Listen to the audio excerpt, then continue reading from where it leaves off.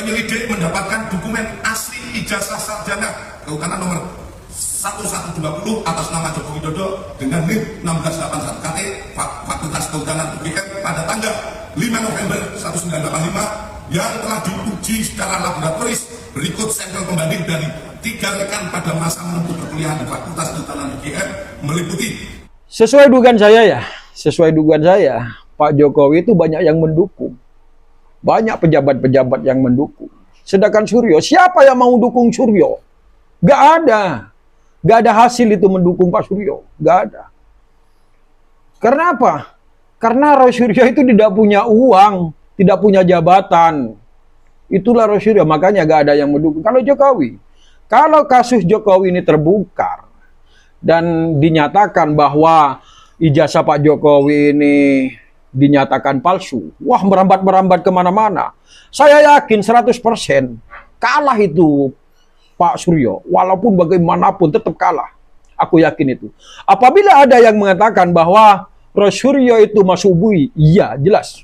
Karena apa? Karena entar dikriminalisasi itu Roy Suryo. Sudah jelaskan. Ya saya tetap mendukung Pak Suryo itu sebenarnya. Tapi teruskan saja Pak Suryo ya. Kebenaran insya Allah mencari jalannya sendiri.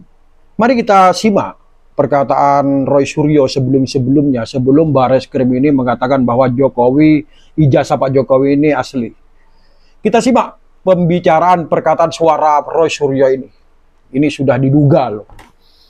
Lalu bilang di setiap media bahwa apa yang akan disampaikan oleh Bareskrim itu pasti hanya akan mengatakan ijazah itu asli atau identik, ya gitu. Kemudian tanpa menunjukkan ijazahnya, ya, tanpa menunjukkan. Dan ini kan jelas betul tadi tanpa ditunjukkan ijazahnya.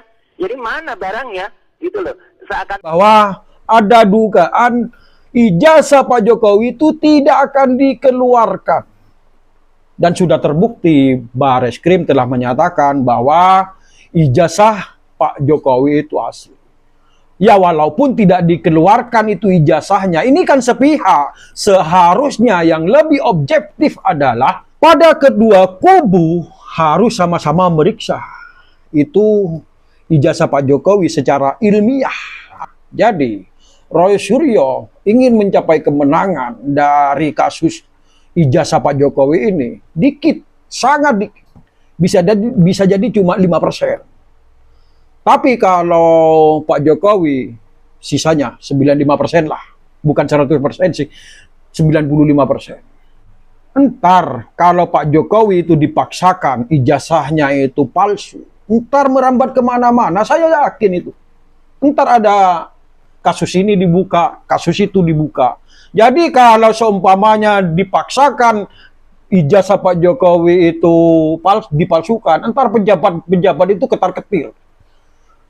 Aku yakin itu akan ketar-ketir.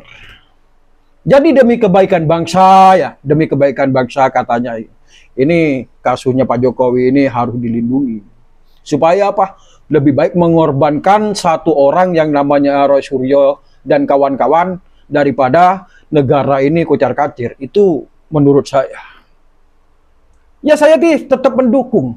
Kalau ada netralitas pada Bareskrim, kepolisian, pengadilan, ya tentu saya yakin Pak Roy Suryo itu menang.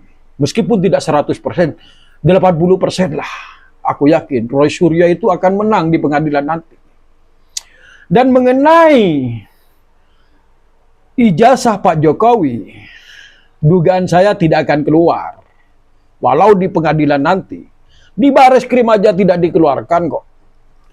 Cuma di Videotron, tidak dilampirkan seperti ini. Ini ijazahnya, silahkan Anda ambil fotonya. Kalau gitu saya percaya kan, kalau Bareskrim itu netral. Tapi tidak diberitahukan kan, berkahnya kan. Dan mengenai ini dan mengenai itu, ya orang awam kan tidak akan mengerti tentang itu. Yang tahu cuma ijazah Pak Jokowi itu asli. Gitulah, apalagi para ternak-ternak Mulyono, ya tentu mengatakan bahwa ijazah Pak Jokowi itu asli. Mereka 100% percaya. Tapi tidak melihat jalannya kasus ijazah Pak Jokowi ini. Semoga ini jadi pelajarannya kepada kalian-kalian yang ingin menggugat. Lebih baik pikirkan 3 kali.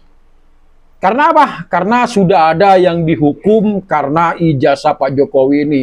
Tentu para pejabat-pejabat akan melindungi demi kebaikan bangsa. Lebih baik mengorbankan si penggugat daripada Indonesia ini kocar-kacir. Ntar kasus di mana-mana, ntar ada penyeretan-penyeretan, kasus sana diseret, kasus ini diseret. Ya itulah dugaan saya. Dan jadi semoga yang lain setelah Roy Suryo ini dihukum nantilah seumpamanya, ya mandar tidak sih. Seumpamanya diseret ke BUI, Pak Roy Suryo, Sianipar, Dr. Tifa, dan lain-lain itu, lebih baik diurungkan saja ya. Karena apa? Yang dilawan itu pemerintahan. Tentu tidak akan membiarkan kasus-kasus yang lain itu diseret.